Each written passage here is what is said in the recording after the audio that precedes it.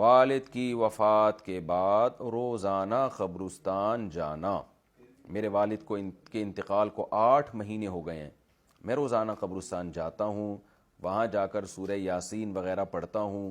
تو کیا روزانہ وہاں جانا بدعت ہے؟ بہت سے لوگ اس سے روکتے بھی ہیں.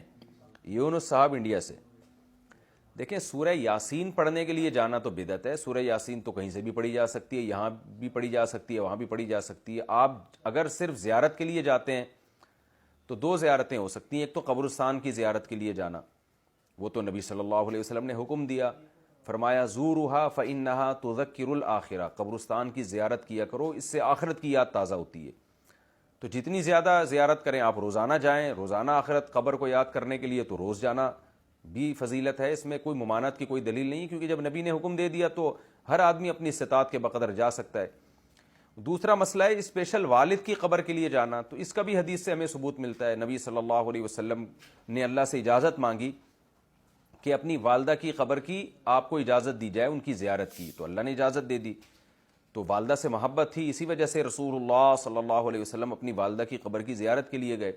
تو انسان کو جس سے محبت ہوتی ہے, ظاہر ہے اس کی ہر چیز سے محبت ہوتی ہے.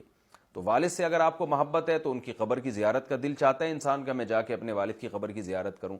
لیکن اسپیشل دعا مانگنا کے لیے جانا یا تلاوت کے لیے جانا, اس میں جانے کی ضرورت نہیں ہے. وہ دعا ہر جگہ سے قبول ہوتی ہے, ایصال ثواب ہر جگہ سے ہوتا ہے.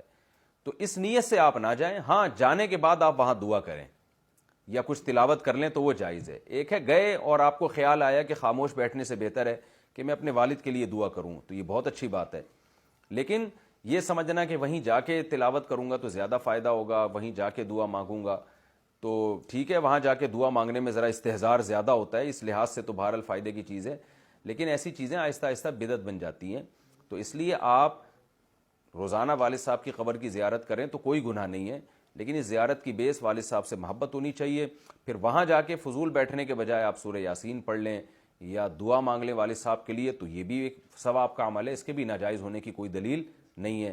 لیکن یہ کانسیپٹ کہ یہاں سے ثواب پہنچاؤں گا تو کم پہنچے گا, وہاں جا کے یاسین پڑھوں گا تو زیادہ ثواب ملے گا, یہ تصور 100% غلط ہے.